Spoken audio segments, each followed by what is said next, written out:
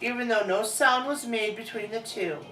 I explained that this has been happening to me with Bubba for about a year. I told her that I had never told anyone for the same reason.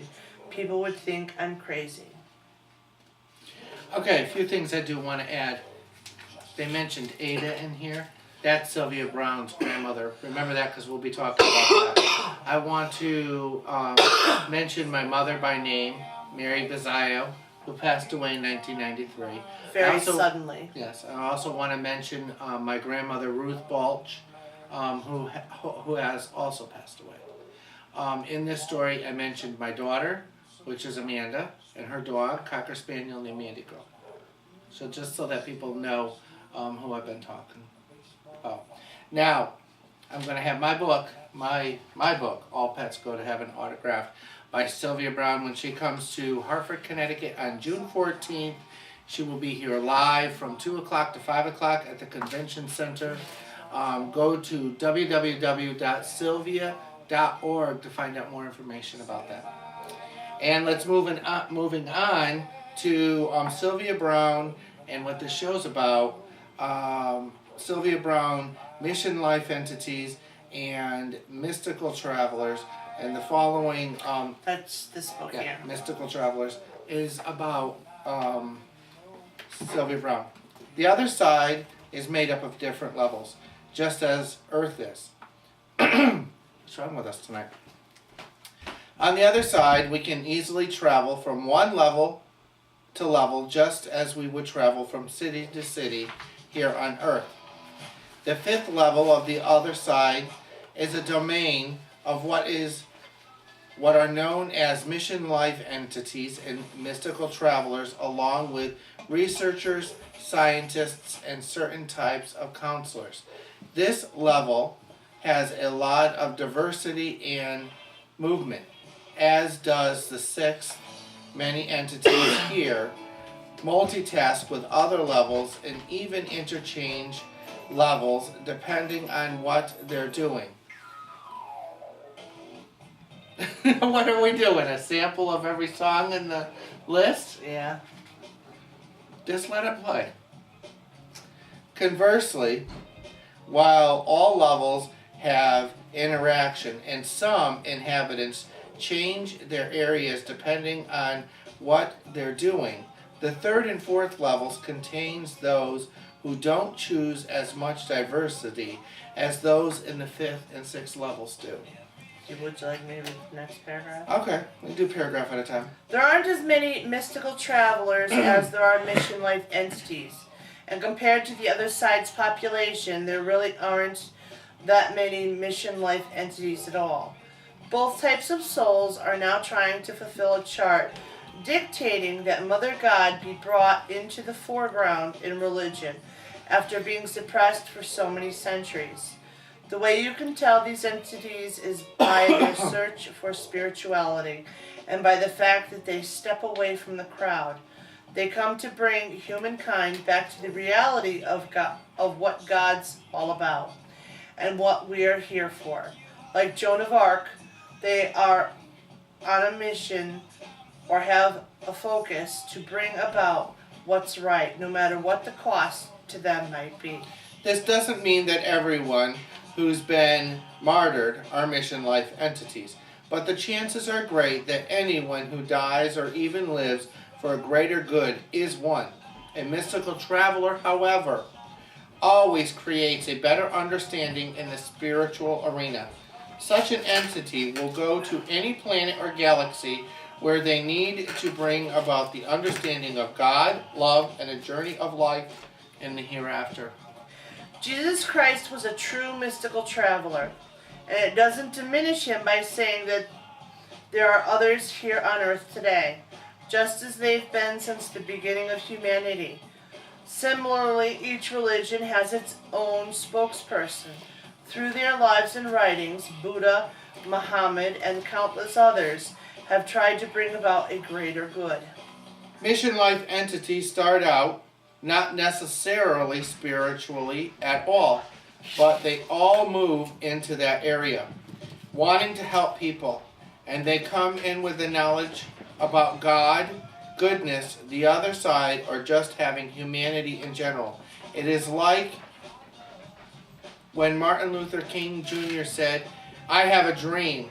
It was one that he wanted to become a reality in which all humankind, black, white, yellow, red, brown, would get along and love each other, for we're all created by our Almighty God.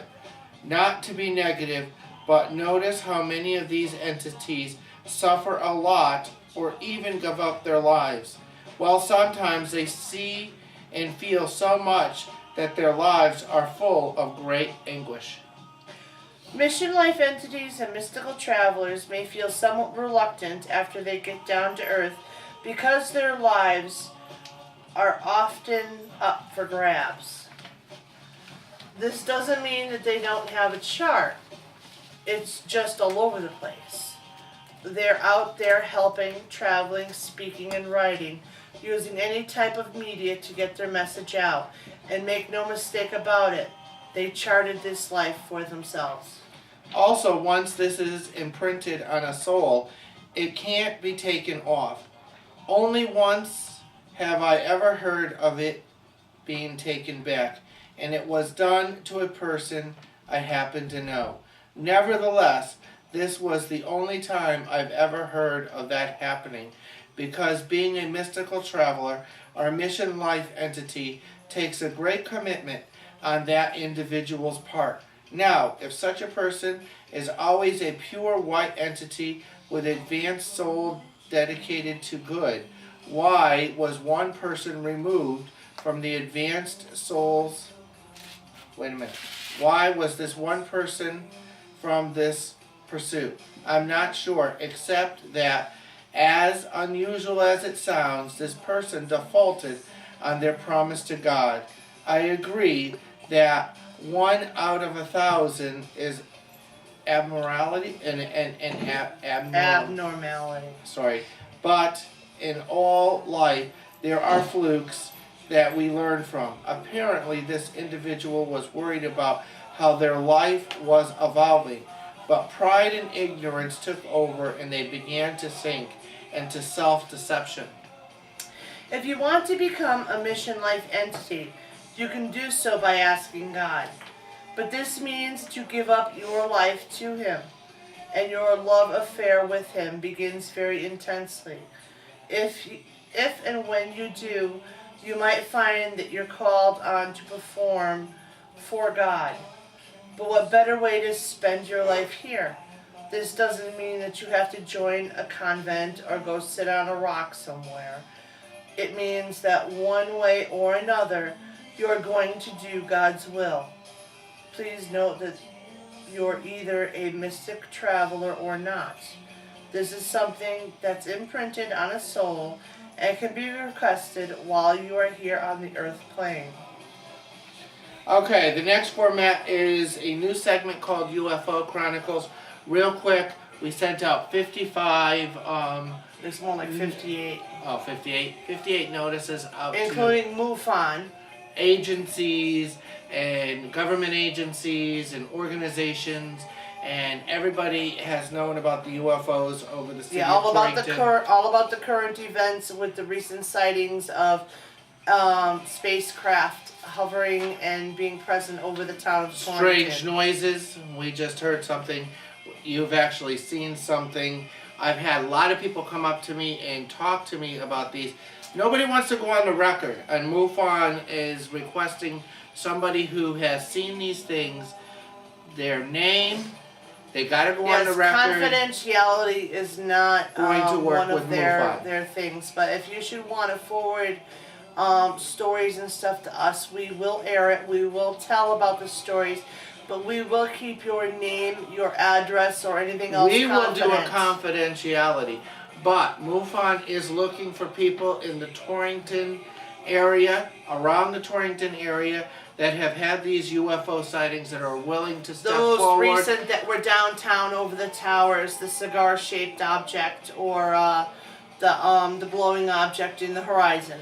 If you're willing to come forward and use your name and give this report on what you have seen, please contact us at 860-886-4793. I'm going to be putting together a list of people that will be willing to speak to the New England branch of MUFON. All right. The and I next will be is talking the paranormal in detail. report. Well, real quick.